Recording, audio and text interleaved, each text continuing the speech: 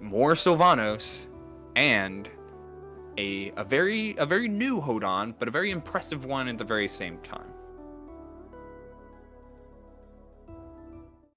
Let's kick it off. Let's see how it goes. Starting off on the Frozen Gates. I think this is the first Sylvanos versus Hodan we've seen tonight. Sylvanos, because the other Hodan in bracket is Plushy. Plushy, yes. Oh, yeah, I think this and is the first time. And they fought Tabsky. Would like to talk about this matchup a little bit. Go for it.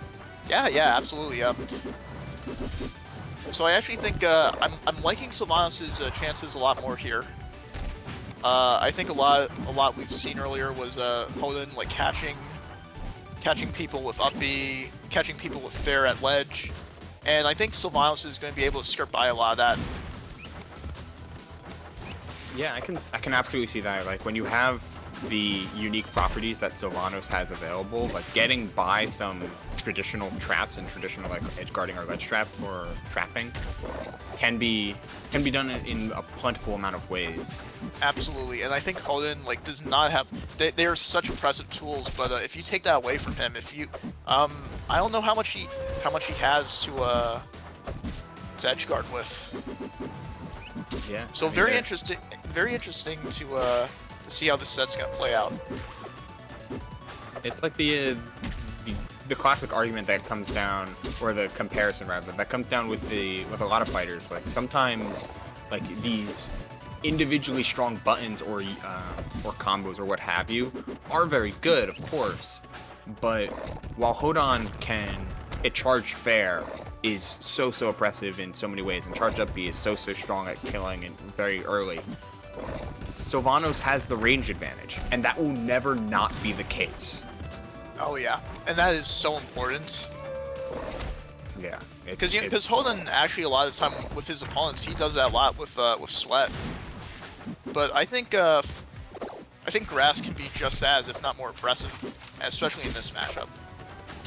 Yeah, and even just on the microcosm interactions, like even if Sweat Spirits are going to become a major play, which Zora hasn't really used, though the combo game is certainly there. The difference coming in, huge forward strong at ledge though.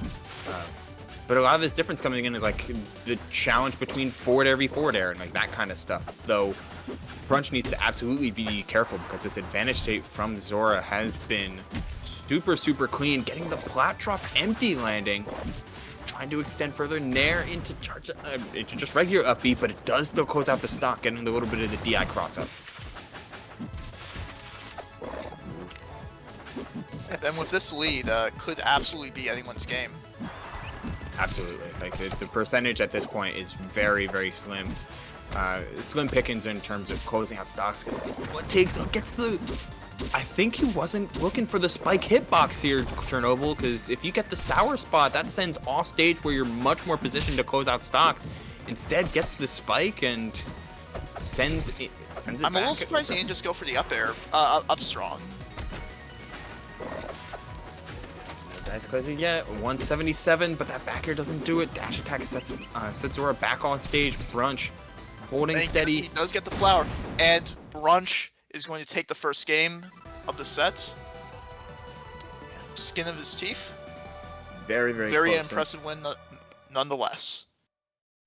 Yeah, super clean stuff. And the big thing that Zora did in terms of circumventing the range difference by just holding strong positions around around those ranges, like forward air, up air, back air, like they all hit in specific places, back air with being a little bit more flexible. So find something like a 45-degree angle, like hold positions where you can burst quicker than those moves that you're anticipating are gonna come out. And Zora played that advantage super well late into that game number one, but was just a little bit too far behind to make the full comeback. But on a stage, on again, quite literally home turf, maybe you've got that difference ready to go.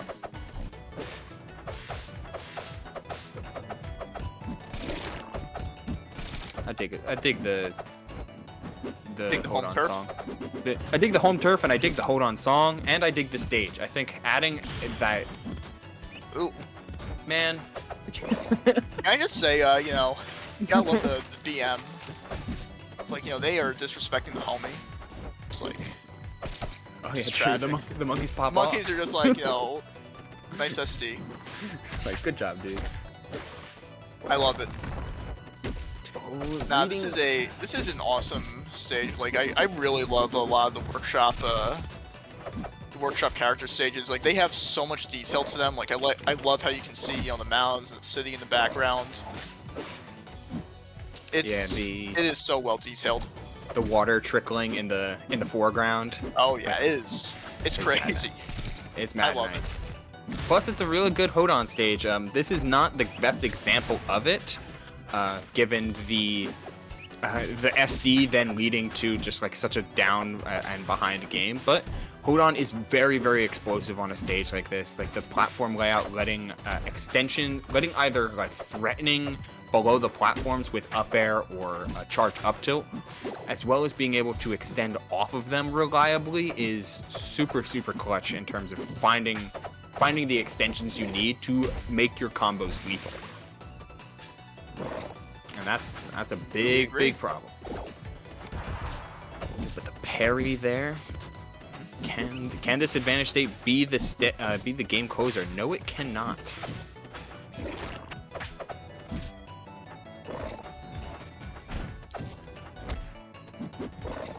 The pin was the counter to that pin on the side was positioned so perfectly on the part of Zora there. And twice over, seeing the pin on the platform, and instead they were able to intercept, and the second charged up B will close out the stock. Zora once again coming alive in the final moments of this game. See if this one ends differently or the same as game one. This is the same as game one, apparently. That's gonna do it though. Putting Brunch up 2-0 for this top 8 qualifier. I mean, gotta go to game 3. Gotta see if you can power through it. See if you can break some of these habits or break some of the game plan that Brunch had been positioned with so thoroughly. Getting right into Frozen Fortress, getting away from the previous counter. I think Hodan is it's an interesting character because he's almost so rewarding that when your game plan breaks, it's very hard to adapt. Like, you get so much positive feedback with a lot of his kit. Yeah, I can absolutely see that, right? Like, you want to see these things work out for you because they are so good. Like, you do them because they're strong. But once your opponent has like a beat on, like, oh, I need to avoid, like, this is how I DI certain things. Just like these matchup checks or the little bit of matchup knowledge. Suddenly things can get a whole lot harder, a whole lot faster than it would for other characters. Did a very good job keeping it even. Brunch not quite getting the kill. Super tight right now though. Chasing with that Zora, excellent dodge. That would have easily killed, but can't quite do it. And Brunch is going to take the first stock. Game 3. Once again, holding that lead, forcing Hodan to start pushing himself out of his comfort zone, where he can start like spacing around or like having the ability to throw some spirits. Instead, you've got to go in. You've got to find the opening. And as we were talking about earlier, like, you can see the absolute range and like in control of the stage that Sylvanos has, especially in this matchup where Brunch was just using pedal waves, just like send Zora clean off stage.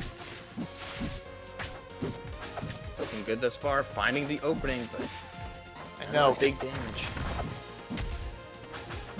Reverse down tilt into the charge dash attack. And you love to see it. It doesn't quite get the confirm. But sometimes it's that simple. You just gotta do a little dash attack, followed up with an up air. Yeah, start like measuring the amount of hits, like internally measuring the amount of hits done your opponent has. Oh, but the double fair off stage will do it. You know, even uncharged fair is extremely strong. Like, you cannot underestimate Hodan.